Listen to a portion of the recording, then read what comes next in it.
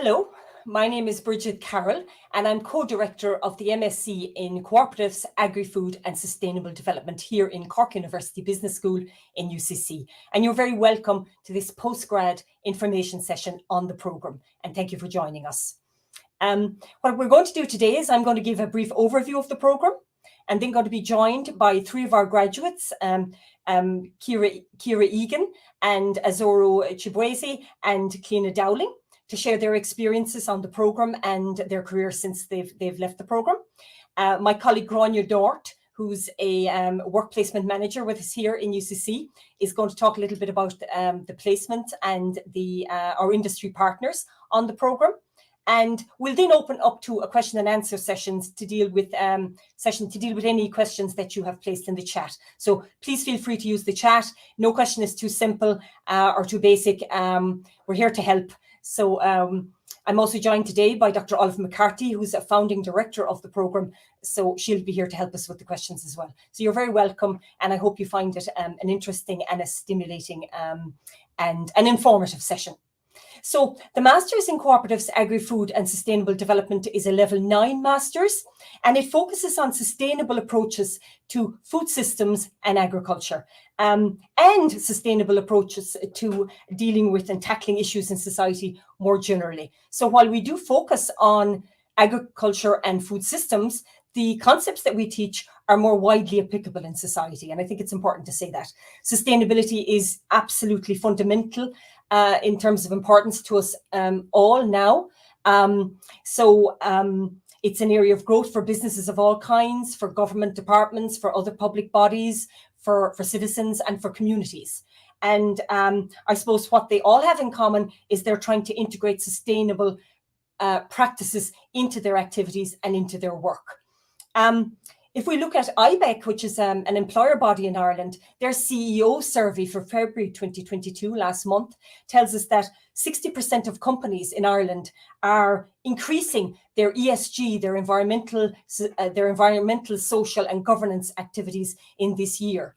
And the findings of that survey are echoed in and replicated in McKinsey International Studies also. So I suppose there's a great need for skilled professional people in Ireland and internationally with a holistic understanding of the social, economic and environmental issues underpinning sustainability and the multidisciplinary skills to hit the ground running. And this Masters prepares you for that. It gives students a deeper understanding of sustainability, and it's very solution focused in terms of addressing real issues and focusing on how change needs to happen, how sustainability is implemented on the ground and what that looks like and the skills you need for that. So I suppose for us, sustainability isn't just about eliminating waste or carbon, even though that's important. We take a wider lens. So while we look at agriculture and food and value chains, we also look at other sectors like energy and health and housing and employment and the sharing economy and so on. And our department and our research centre has over 40 years experience in researching and teaching in the wide area of sustainable development. So we have a lot to bring to it. So as well as the core areas of content in project management and professional development, as well as the core areas, I suppose the programme focuses on building the key employability skills of graduates in project management and professional development, digital marketing, food marketing, and so on. And there's a number of electives there too. So in terms of the structure of the programme, it's a 12-month Masters with lectures, field trips, and speakers from September to March across 2 semesters. And then there's a 5-month placement between April and August. And as well as a strong grounding in the core concepts, the programme is very applied and it's quite interactive in terms of the classes and so on. So the placement is a key strength of the programme, and this offers practical exposure to the theory. It involves carrying out a practice-based project, research project in a company or an organisation that's trying to address a real issue. But it really gives you an opportunity to tailor your interests to the problem. So the placement is a really great opportunity to build networks and to accelerate your career prospects. And we've had several students who've ended up working in their placement organisations. So that's always good. And Gráinne will talk a little bit more about the placements and our industry partners. So as well as the placement, then the students go on a number of field trips, field visits during the course of the year. And we have a very significant input by very excellent guest speakers. And I suppose these guest lecturers or guest speakers will tell you, you know, what's happening on the ground, what's happening in their sectors, their organizations, what's happening in policy, what are the issues. And again, I suppose they'll help you join the dots between the course content and what's happening in various sectors. So, I mean, examples, we've had someone from the Sustainable Energy Authority of Ireland recently. We've had somebody from the Open Food Network, somebody from a number of the energy cooperatives and renewable energy companies. We had Lorcan Allen, business correspondent with the Business Post and formerly of the Irish Farmers Journal. We've had somebody from the Dublin Food Co-op and the Urban Co-op. So, you know, there are a number of people that come into us. A key strength of the programme is that it really prepares you and opens you up to a huge range of opportunities that you may not know exists. And I think that's really important. And the programme is open to a wide range of graduates from a wide range of disciplines. And so it allows you the space to follow up on your own interests and your own passions. And it doesn't pigeonhole you into any one discipline. So you might be interested in food, but you don't have an ag science background or a food science background or a food marketing background, and that's okay. Or you might be interested in sustainability, but you don't necessarily see yourself as working in food or in agriculture, or exclusively in food and agriculture, and that's fine too. So I suppose everyone wants to know, what are our graduates doing now? Well, they're working in food companies. They're in sustainability consultancy roles. They're working as strategy analysts in community-driven projects of various types. So, for example, we have a project scientist with a rural water-based project. We have somebody who's working on a social farming project. We have digital marketing managers. We have somebody who's doing public affairs and communications. We have an Origin Green ambassador. We have somebody who's lecturing in South Africa. We've 1 or 2 people doing PhDs. So a broad range of areas. In terms of the fees, they're quite competitive. And we have 5 full scholarships available on the programme to cover full fees, a stipend, and they come with an industry placement. So I suppose the scholarships are attached to 2 companies. One is the FDC Group, which is I suppose it's a professional services provider that employs over 300 people in Ireland. And the other organisation that is very good to provide scholarships to us is the Carberry Group, which is a food company in West Cork, but with a national and an international footprint and employing several hundred people. So I suppose to be eligible for the scholarships, you need to have a degree with a 2-1, you need to apply for the programme, and you need to do your placement with those companies. I think the best way to demonstrate the potential of the programme for you is to talk to graduates of the programme. So I'd like to invite our first guest speaker today. This is Ciara Egan, who's a graduate of the programme. So I'd love to invite Ciara to join us. Ciara, you're very welcome, and thank you very much for giving up some time to speak to us today. Thanks, Bridget. It's nice to come back and I suppose think about where I was 2 years ago before I started. Great. And tell us, what are you doing now, Ciara? So I'm working as a project and change manager with Change by Degrees. So I did my internship with Change by Degrees and I stayed on. So we are kind of a small startup based out of Kinsale, and we work with companies to develop sustainability strategies. We run employee engagement programs, which is where I mainly work, and we also do sustainability communications. So I suppose we kind of covered the whole sustainability consultancy services. It sounds very interesting. Is it an interesting, challenging role? Yeah, it is. And I'm lucky I came on last year, and I think there was 4 employees in the company, and now we've grown to 7 full-time, and we've a network of consultants. So you mentioned that, you know, there's more jobs coming on board in this space, and I suppose I've seen that firsthand where I'm working myself.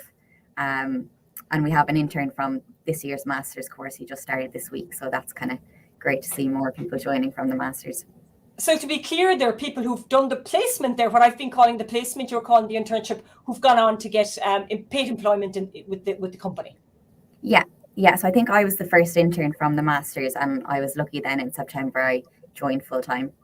Excellent. So do you see career opportunities for yourself?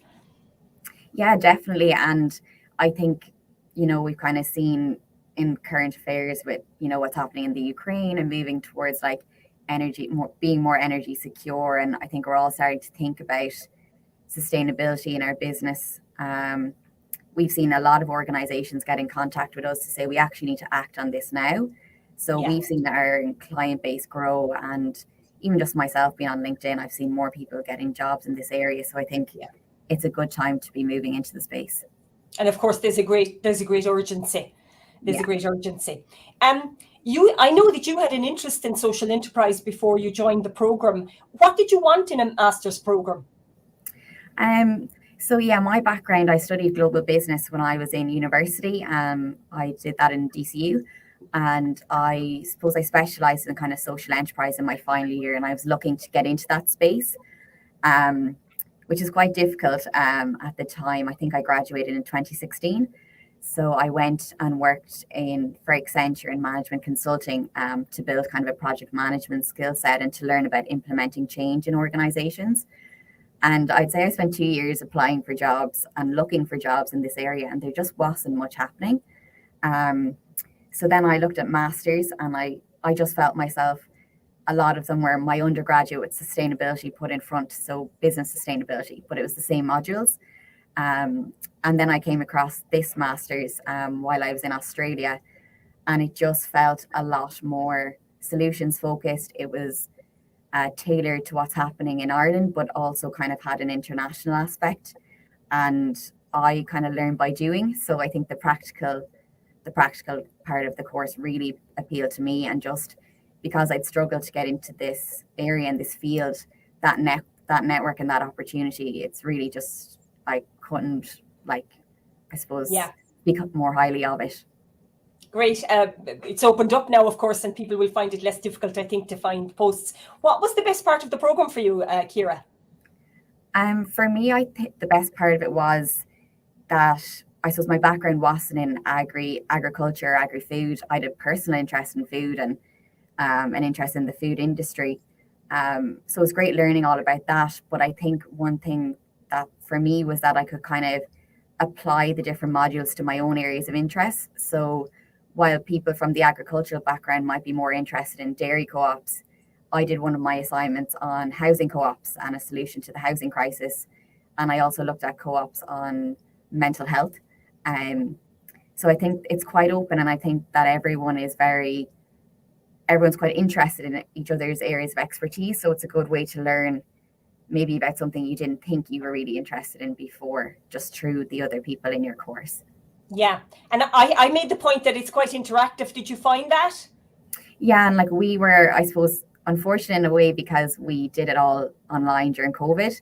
But we'd guest speakers every week, and we probably got access to, because I was interested in social enterprise, we'd so many social entrepreneurs coming in talking in the different lectures. And I found it quite interactive because you're getting one-to-one time with these people, and you could ask them questions, which was a really good opportunity.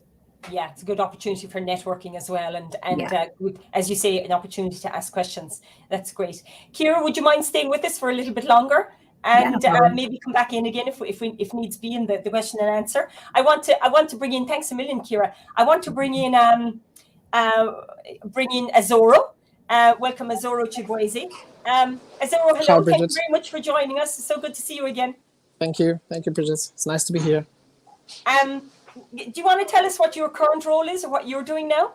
Yeah, so I work with M&P O'Sullivan Ltd, and it's a wholesale food distribution company.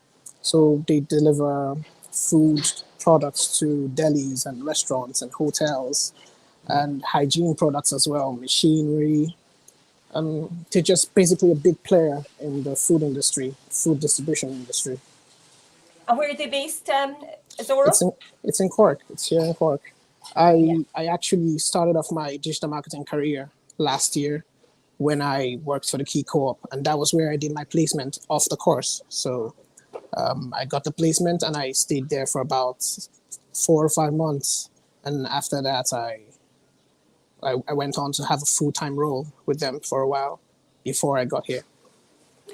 digital marketing isn't an area you'd immediately associate with a master's on co-ops, agri-food and sustainable development. So was it something you were interested in when you joined the program, or was it something that you developed? Exactly. That's one of the I guess that's one of the qualities of the course, because when I came in to, hone my research skills. I wanted to go dive deeper into research on sustainability, and I got exposed to extra modules on project management, on economics, and on digital marketing, and it really piqued my interest. So I decided to just stick to digital marketing.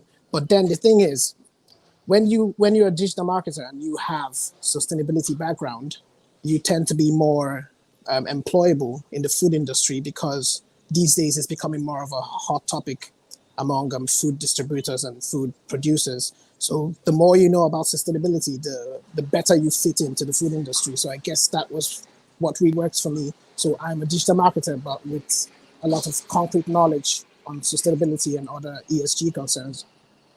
So, I mean, you're using digital marketing, but you're not on a farm. You are in the food industry, but you can use it in the food industry, and you can use it more widely. Yes, of course, because sustainability is not just something you do; it's also something you communicate as well. It has to be incorporated into your marketing strategy, and digital and otherwise. So yeah, it really came in handy. Yeah. So again, directly from your placement. You're from Nigeria originally, aren't you? Yes, I am. So you paid the non-EU fees, didn't you? Because you weren't on a scholarship. So Yes, I I wanted did. to ask you if you'd gotten a return on your investment so far. Definitely. I paid the full fees, though I did get a cut from the university, so I paid the full fees otherwise. But I did get my money's worth, because right after the course I got full employment, and it's been good since then. That's fantastic, yeah, because obviously the fees are considerable, and it's important to know. I think, people outside of Ireland will want to know if there are jobs, and they're being prepared for jobs outside of Ireland as well. Yes, definitely, yeah. Some people in the course who were from Africa as well decided to go back, because the knowledge you get from the course is actually applicable in Africa, especially because sustainability is becoming more of a big deal there than it used to be. So you have two options. You could actually go back, and you would be way more employable than you were when you came. And you have an opportunity also here, because this is already an established topic here, and more jobs are being created on that topic. So yeah, I would advise internationals to really dive into it. Excellent. And what was the highlight of the program for you, Azoro? Sorry? What was the highlight of the program for you? I think it would be the guest speakers.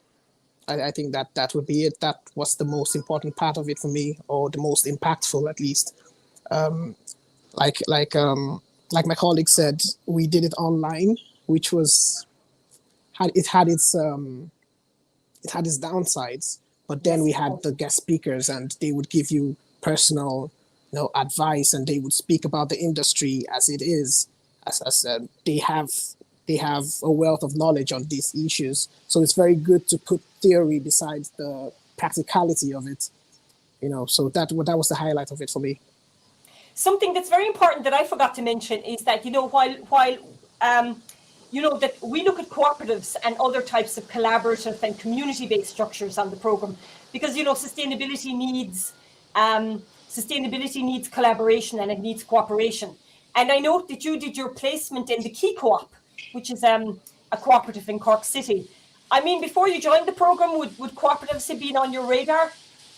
No, it wouldn't. I actually didn't know much about cooperatives before I came into Ireland, because it's not a big topic in Nigeria.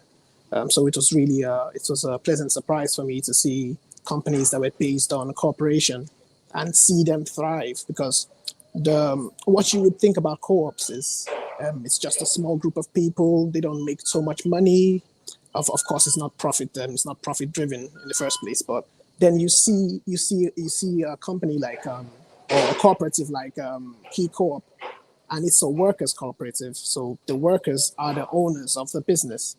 And it would surprise you how much they thrive and how much they do for the community financially. It was really something to discover for me. And a sustainable business that's been around for, 40 For 40 years. years, yeah. It'll be 40 years this year, I think. Yeah. Yeah, celebrating their anniversary.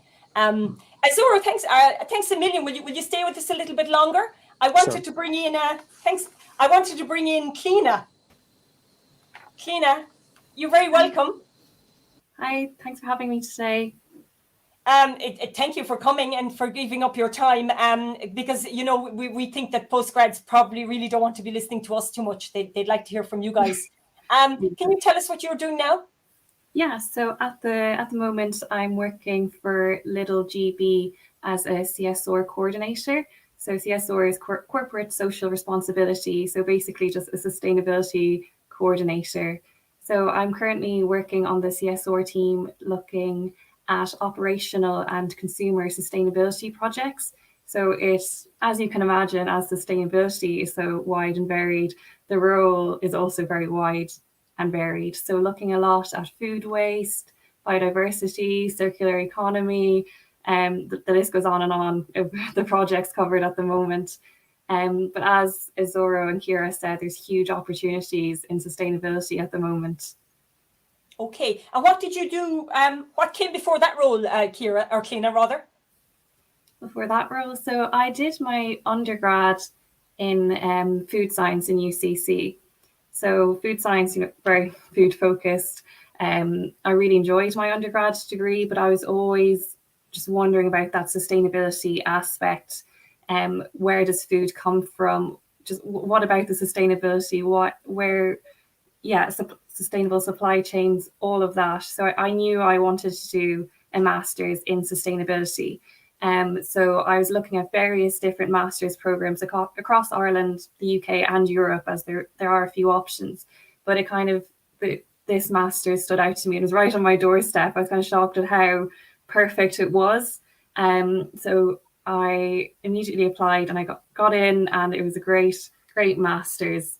And then, I got the job at Lidl after the master's. So a really, really good course. And where did you do your placement, Cliona?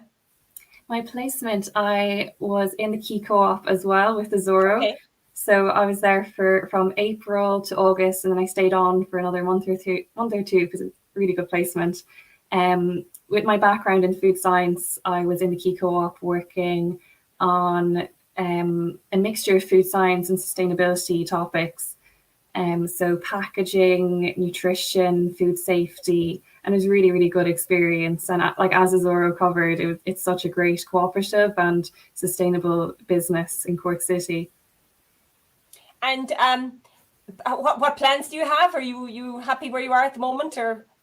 Yeah, really happy. The CSR team in Lidl, as Ciara was saying, sustainability now, it's small, but it's growing. And even our team, our CSR team, when I joined, I joined at the beginning of December, and there was only 3 of us. And already our team has expanded to 7 of us. And so CSR in companies and in bigger companies, it's getting bigger and bigger, and there are more opportunities. So I do want to stay within the team and grow within the team. And I think there's so many opportunities for sustainability employees now.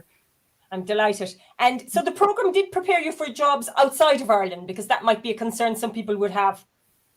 Yeah, definitely. So the program, obviously it is focused in Ireland because it's based in Cork, and Ireland's such a huge food producer globally. But no, the course does prepare you to work outside of Ireland, because sustainability, it's the same around the world. And as Azoro was saying, you could use your sustainability skills in Africa, you could use them in Europe, you could use them in the UK, and you're still interacting. That's what the course, it kind of taught you about kind of global issues as well. And even in Lidl, on a daily basis, I'm interacting with NGOs, with kind of global bodies, and it's the same around the world. And the course actually really prepared me to do this. So there is opportunities everywhere. Great. And what was the highlight of the program for you? You know, what stood out, or what did you find particularly helpful or useful? Or I think as Ciara, I think Ciara mentioned this as well. It was just what stood out to me was the wide range of modules and choices, and that you could like really hone in on what you wanted to study. So I came at it from a food background. I studied food science. I was interested in food sustainability and agriculture, and that's where I wanted to look at, and I was able to do that.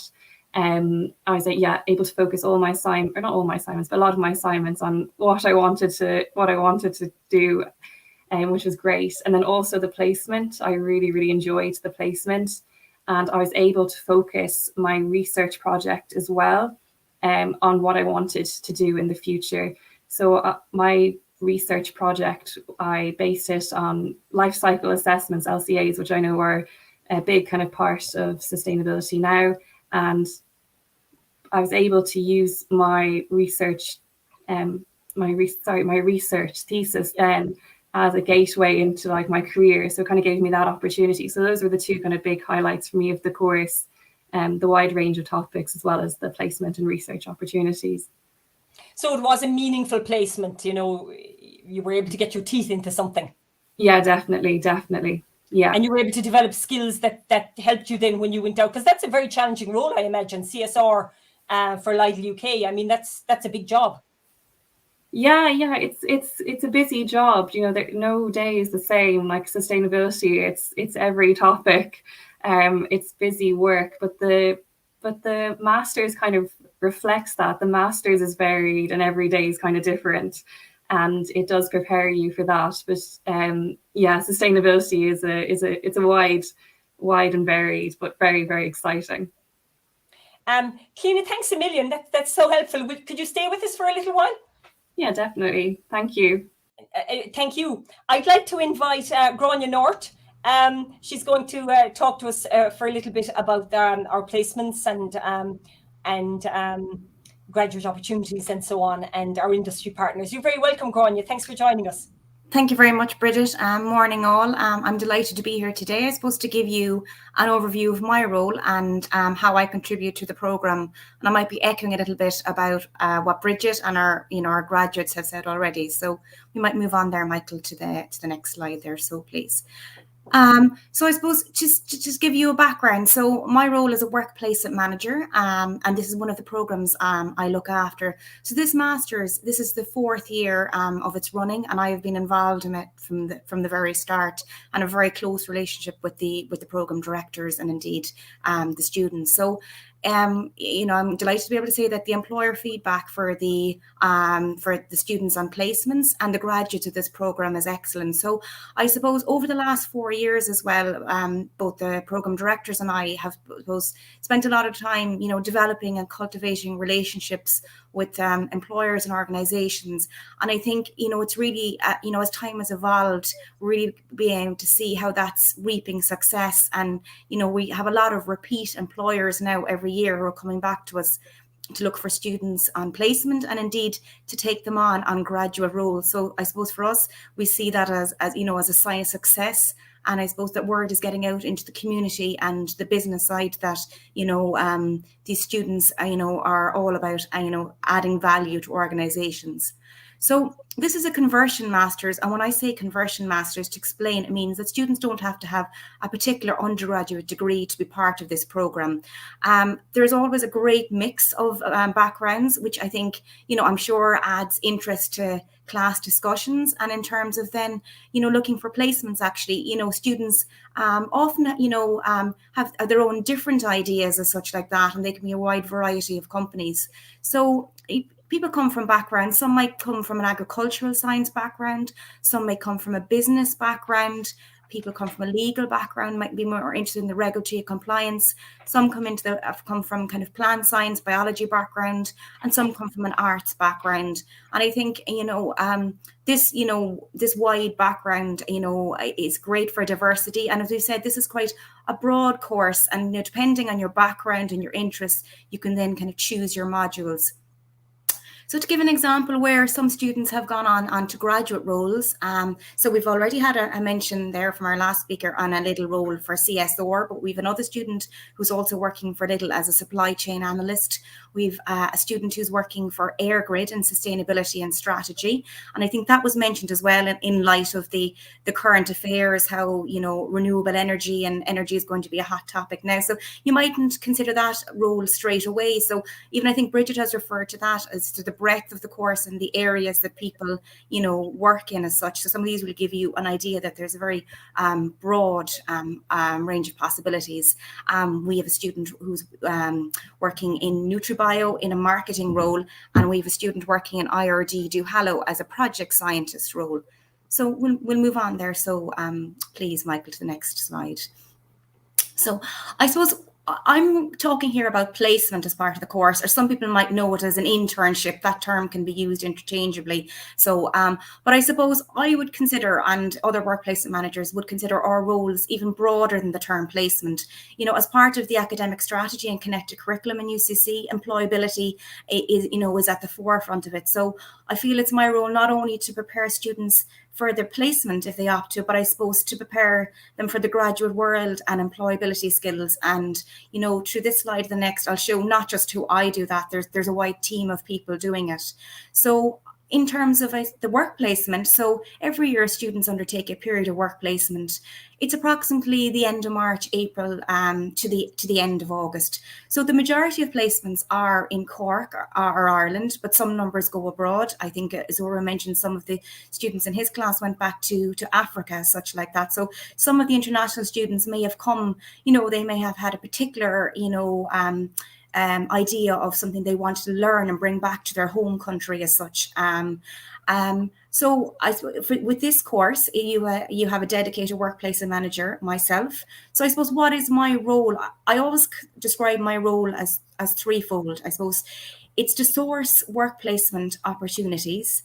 It's to teach employability skills. So in semester one, on the FE 6307, which is the Applied Industry Research module, I would teach, you know, I suppose students, you know, how to prepare their CVs, how to do interviews, online interviews, how to use LinkedIn, social media, branding, communication skills.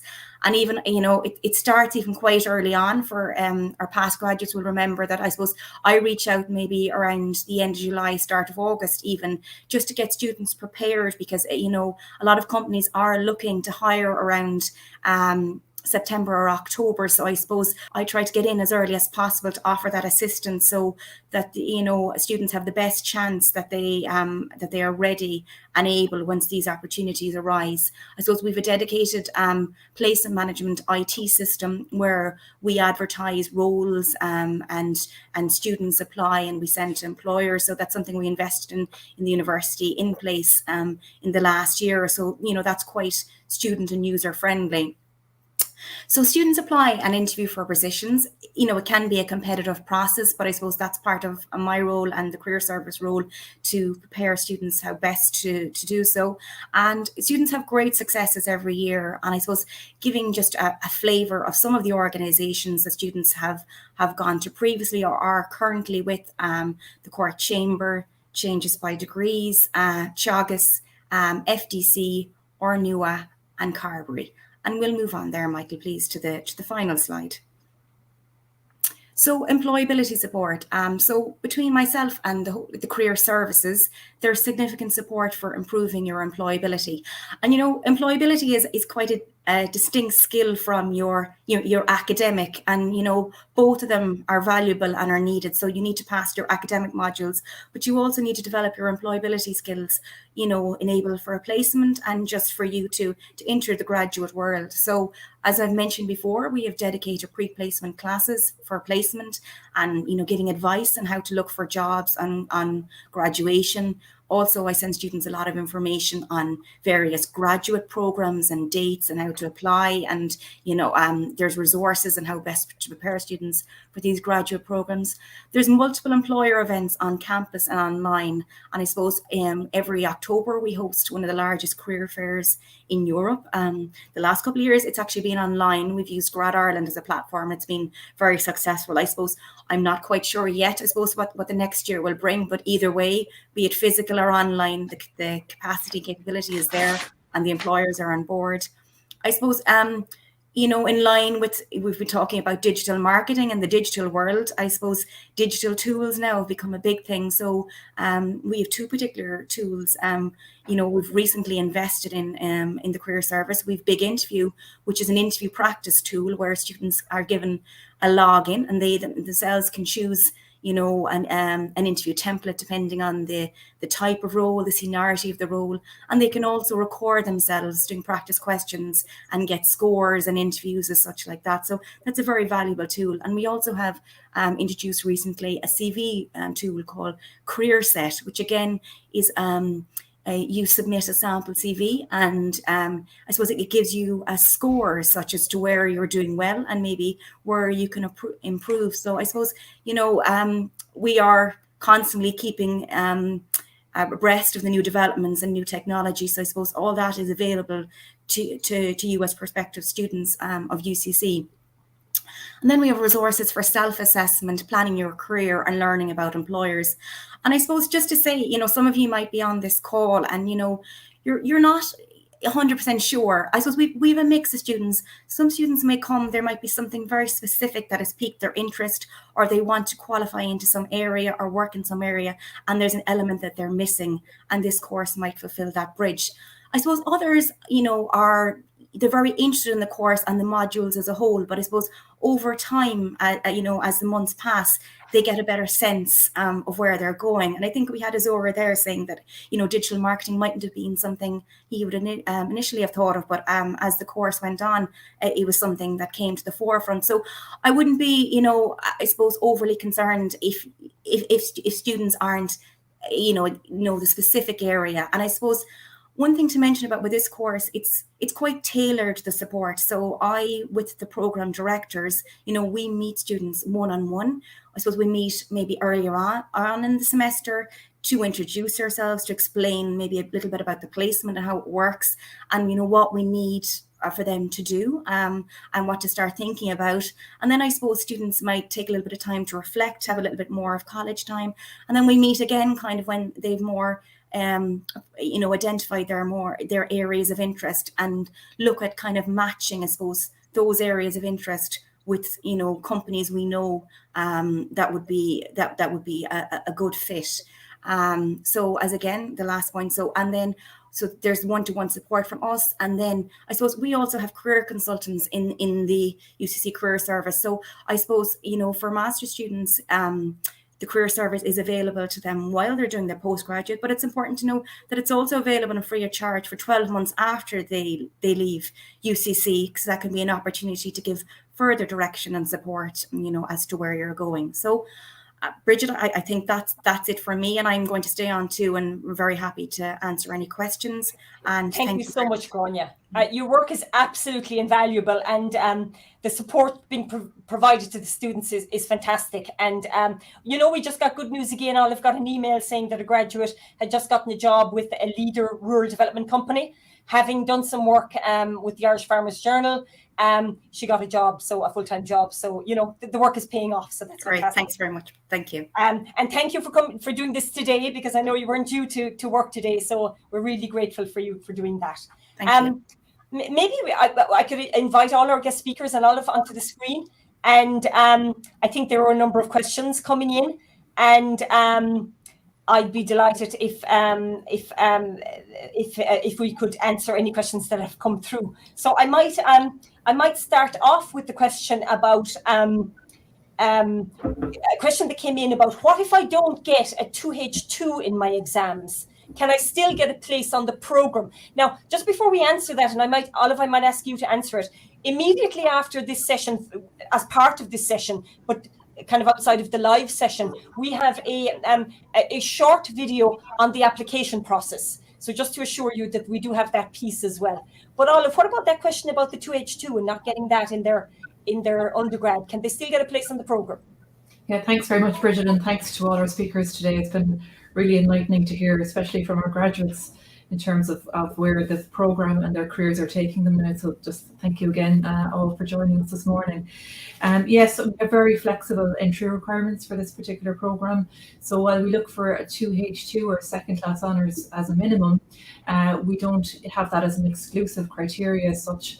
So anybody who feels that they may not get a 2H2 in their degree, or who feels like, or maybe already knows that they haven't reached a 2H2, we will consider applications under what we call RPL, or recognition of prior learning.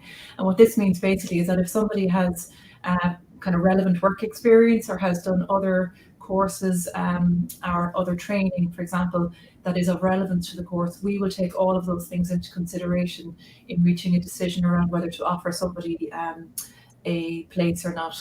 So while we gather that information, of course, it is subject to approval by our internal systems, but certainly we would encourage anybody, who feels that they won't reach a 2H2, or who hasn't already reached a 2H2 in their degree, to certainly apply for the programme, or even they could inquire with one of the programme directors in advance to see if we feel that they would have a strong chance of getting an offer of a place on the programme. Talk to us is the main thing. Olive, can you tell us a bit more about the scholarships on the programme and how competitive they are? There's a question in there about what are the chances of the scholarships? Yeah, so there's a wide range of scholarships available both to EU students and non-EU students.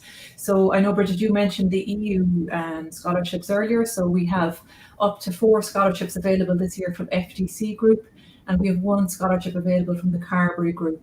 And both of those scholarships require applicants to have a 2H1 degree as a minimum. So just to bear that in mind. We don't get a huge number of applications for those scholarships, believe it or not, every year. We do certainly get a lot more than we have scholarships available. But I would really strongly encourage people to consider applying for them. I think what happens is people assume that other people will get the scholarship, so that there's a large number of applications and they don't have a chance of getting them. But you might be very surprised, and because there are up to 5 scholarships in total available for EU students this year, then there is a really strong chance of being successful in getting one of those scholarships. From a non-EU perspective then, we receive a lot of applications through ICOS Ireland, so that's the Irish Council for Overseas Students. And ICOS Ireland is funded by Irish Aid and provides full scholarships, including living expenses, so scholarship for fees and living expenses for people who come from a designated set of countries. And you can check on the ICOS Ireland website what countries are covered. There is a long lead-in time for those scholarships, so if you're thinking of applying for the programme with one of those scholarships, you need to apply this summer to join the programme in 23-24. So just to bear that in mind, that there's a long lead-in time, and a lot of that work is done through the embassies, so you just need to read up on what the requirements are there. There's also what's known as the Government of Ireland scholarships. Now the deadline has passed for that for non-EU students again this year, so if you're thinking of applying, think for next year. And the Government of Ireland scholarships again pays full fees and €10,000 stipend for the year. It's 60 scholarships available, but that's across all programmes in all institutions in Ireland, so that would be very highly competitive. As I said, the deadline has passed for that, but anybody who might be thinking for next year, those scholarships are available as well. So lots to consider. And if you are considering applying for the programme and you want to know what the scholarships details are, just please get in touch with either myself or Bridget as well. We'll be happy to share that information. Thank you, Olive. There's a question in for Ciara. Would you advise travelling before the Masters, or would you say that the Masters gives you travel opportunities with different companies? I think that's probably a personal question, but for me, I hadn't found this Masters, and that's why I went travelling, because I couldn't decide which Masters to go for. I do think my travel experience probably then drew me to this Masters. So I went to Australia and did regional farm work, working in a pear packing shed, which kind of opened my eyes up to the food supply chain. But then in hindsight, if I hadn't done that, then maybe I wouldn't have wanted to stay on full time after my internship if I had this kind of itch to go traveling. So for me, it worked out to do my traveling beforehand. You gain, I suppose, invaluable life experience. And then if your placement goes well, you might want to stay in a job. But then Cliona has since moved to London after her master's. So I think it would just be for you to decide which works best before and after. But yeah, it does give you opportunities to travel with your job, I suppose, too. And just to bring the graduates back in terms of, if I was to ask you what you see as the main challenges for sustainability in the next 5 years, what would you say, any of you? Well, I'll be speaking from an African perspective. The major challenge for sustainability is being able to afford it for African countries, because you find that most of the sustainability issues are solved by people letting go of certain, for instance, you have things like food waste, you have things like sorting your waste.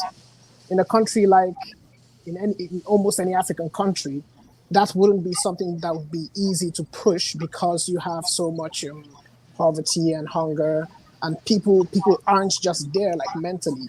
It's just not one of the top priorities right now. So I think going forward, from the African perspective, the problem of sustainability would be affording it. Okay, thank you, Azoro. Cliona, would you add anything to that? Yeah, I think it's a big question. What are the main challenges? I think now we know so much more about sustainability. We know what the challenges are. So it's just really pinning down those actions. And I think that kind of reflects why companies now are hiring more sustainability experts and want to learn more about it and engage with it and fix these problems. So rather than challenges, it's good challenges. Good. Another question came in there, Olive, if you'd like to take it. I love the idea of the placement element being tailored to your interests. I'm interested in all aspects of agriculture. Can you give some examples of placements in that space? Absolutely, yes. So I suppose if you look at the placements in terms of agriculture, they're kind of in two different spaces as such. So you could look at them in terms of more the science of agriculture, and again, depending on people's background and their interests, they may prefer to do something that's more, shall we say, with a science bent on it. And then there's more kind of the social side of agriculture, the social side of farming. So just to give maybe some concrete examples, this year we have a number of students who have gone on placement to Teagasc, and Teagasc is kind of the Irish Agriculture and Food Development Authority. And there's a number of students gone there doing more kind of science-based, I would say, placements. So one student who's looking in the whole area of animal nutrition and sustainability, another student looking at seed quality, another looking at improved feed intake and efficiency for dairying. We've had some students do work in water technology. So again, when we look at agriculture, it's not just about kind of farm production, but also kind of water quality on farms. There's someone this year with another company who's looking at the carbon footprint of tillage farmers. So it's very broad, and again, depends on people's interests. So that would be kind of the science side, and then on more the social side of agriculture. And again, depending on people's interests and background, again, this is very much tailored to that. So we would have had students in the area of social farming.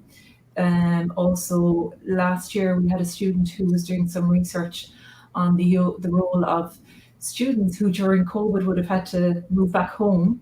So rather than living up on campus in UCC or in another university, they had to move home during COVID, and the impact that had in terms of family farming and the availability of more, I suppose, free help, family help on the farm during that time. So a very interesting piece of research. Other students have looked at the adoption of farm technologies, apps and things like that. So again, depending on people's interests and their backgrounds, those kind of placements in the agricultural space can be quite tailored. And of course, that's the agriculture side of it. And there is an urban side to it, and we've had people do work in that area as well. So it's not confined. There's another question there. Can one secure an admission without paying an application fee? Now, there's a session coming up immediately afterwards, a short pre-recorded video that's dealing with the application process. So that will be dealt with, I think, probably, Olive, in that segment. Well, certainly what we can do is offer a place. So where somebody meets the entry requirements, then we can certainly offer a place that might be conditional on certain conditions, you know, again, depending on language requirements or the availability of transcripts or whatever, but we can certainly offer a place. You can have an offer of a place, say, for example, if you're going to apply for a scholarship without ever actually having paid for the application fee. So it is possible to receive an offer, of course, without the application fee. And one last one, Olive, somebody's saying, you know, it sounds like a very practice-oriented program. Can you say a bit more about that? Sure, and I know, Bridget, you covered a lot of this in what you said as well. But we try to keep it very practical. So obviously we have to do a certain amount of the theory, and there's a lot of the kind of the classroom-based work. But we try to look out rather than look in, and we really try to bring as much practice and experience into the classroom. And where we can't do that, we actually take our students out into the field as such. And I know our graduates in previous years will be able to testify to that. So, for example, and I think Azoro mentioned this, and one of the key points that he really enjoyed about the programme was the huge range of visiting speakers that we brought into the classroom, especially during COVID, when people were much more inclined to come online with us. So we were able to bring speakers in from all over the world on various aspects of the programme to really understand what's happening in practice and how relevant the kind of concepts that we're discussing in class actually are in practice. The assessment, I suppose, is often based, and I think Cliona mentioned, or Ciara maybe mentioned, one of the girls I mentioned around housing co-ops, and actually doing your assessment on practice as well. So that's another way of learning about the practice and sharing that in the classroom. So for example, this year students would have done a whole range of case studies, which they then presented in the classroom for the sake of everybody learning about what they learned as such. So it was kind of sharing people's learning. Field trips, of course, is a very important part of the programme. So we like to get out and about. So that might be literally to fields. We have done that in the agricultural sense. We would also go to businesses that are very much strong in the sustainability space to learn about their practice. And of course, we've talked a lot about the placement element of the programme and the practicalities of that. And so those will be kind of the main areas in terms of practice in the programme. Thanks, Olive. And I think it's important as well, you know, that you know, we have hope for a sustainable future, and that we're solutions focused, because otherwise, you know, it's easy to look at all the challenges and be daunted by them. I'm conscious that we've got the little video coming up about the application process. So what I want to do is to very, very sincerely thank everyone who gave their time to this today. I want particularly to thank Ciara, Cliona and Azoro. I want to thank Gráinne. I want to thank Michael Kennedy and Nicola Statters and Tarek El Amoud for helping arrange and run this event. I want to thank Olive for giving her contribution, and to everybody who attended here today. If you think the programme is right for you, we'd love to see you on it, and we'll be very happy to take your questions over the course of the summer. So thank you, everybody, and best of luck. Thank you very much. Hello, everybody. My name is Trish O'Shaughnessy. I'm the postgraduate program manager here in Cork University Business School. I'll be talking you through how to apply for a postgraduate program in pubs. We'll be looking at deadlines, we'll be looking at the entry requirements and the application process itself. So to start off, we're first going to look at the deadlines for offers and for completed applications. So as you can see here, 2 of the deadlines have already passed in January and March. Our next rounds-based systems will take place in May. So for all completed applications received by the 3rd of May, offers will be made by May 17th. For all completed applications received by July 1st, offers will be made by July 15th. So we have 2 more closing dates. But just to make you aware, we do have some programs which are extremely popular and will close early if we reach the quota of students. So I would advise you to apply online as soon as possible. So how to apply online is what I'm going to talk about next. So if you are applying for a taught postgraduate program, you apply online at www.ucc.ie/en/apply. So to put your mind at ease, the application process is quite a simple process. On average, it takes between maybe 5 or 10 minutes to apply for a program. The majority of our programs, over 90%, do not have supplemental questions where you have to answer why you want to do this program. In the majority of cases, it's based on your undergraduate degree results that you've finished, or it'll be based on your undergraduate degree results for a conditional offer if you're in 4th year. So there's one application and one fee of €50, but you can apply for up to 2 programs on this application. Now, you don't have to apply for 2 programs if you know exactly what program that you're applying to, because each program will go to the program administrator or to the program director to make a decision on your application. So this brings us on then to the preference-based system. It's not preference-based. So it's not like the CAO. Every application that you actually make will go for a decision. So it's not necessary to complete all application choices if you don't want to. What will you need to make an application then? So you will need your PPS number, you need your UCC student number, if you are a UCC student, and you'll need your credit card details and an active email account. So this is really important to highlight that active email account. All correspondence will be going through email. You won't be receiving anything in paper format. So we may be looking for additional information, or we may be sending you offers, and all those will go through that email account that you actually provided as part of your application. So you've made your application online. What happens next? So you will receive confirmation emails. Hopefully you will receive some offers. So if you are a 4th year student, either in UCC or in another university, you will be getting a conditional offer if you meet the conditions. So conditional offer usually based on a 2nd class honours grade 1 or a 2nd class honours grade 2, depending on the entry requirements. So once you get your final degree results, if you do meet the entry if you do meet the conditions of your offer, you'll be automatically offered that place. You'll have 14 working days to either accept or decline your offer. You also may accept one program, but then this offer could be superseded if you're offered another course which you prefer. So for example, you might have applied for an MSc in finance, one of our finance programs, and you might have also applied for an MSc in management and marketing. You could have been offered a place on the MSc in management and marketing, but what you really wanted was a place on the MSc in finance. So you would accept the place in management and marketing. Once you're offered a place in the MSc in finance, once you accept that offer, then it automatically declines your management and marketing offer. So just to be aware, you can get multiple offers, but you can only accept one program. So that's the kind of overview of the taught application process. If you're applying for a research program, it's slightly different. So the application process where you apply online is the same. It's www.ucc.ie/en/apply. But before you apply, you actually need to contact the department first to put you in contact with a supervisor who would have a capacity to supervise you in your area of research. You'll also need to submit a research proposal to the supervisor. The taught programs all start in September, but with the research programs, there's 4 different start dates. So you can either start in July, April, June, or October. But we normally advise you to apply at least 2 months in advance, and there's no specific closing date for research programs.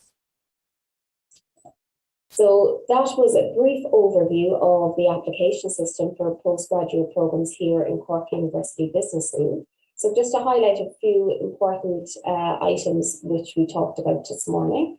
Do your research and do talk before you apply online. So you can do your research through the CUB's website. They have a lot of information there on careers, on the entry requirements, on the fees for the program. You'll also have listed there the program director's contact details and the program administrator's contact details. So please don't hesitate to contact either of those if you have any questions on any program within CUBS.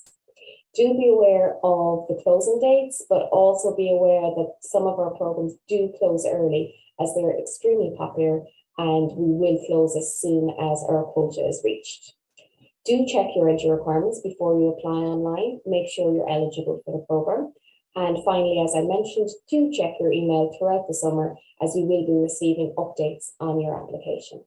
So thank you again for your attention today. My name, as I said at the start, is Trish O'Shaughnessy, Postgraduate Program Manager, and you can see my email address there. So if you do have any questions, please feel free to contact me. I'd be happy to talk to you. Thank you.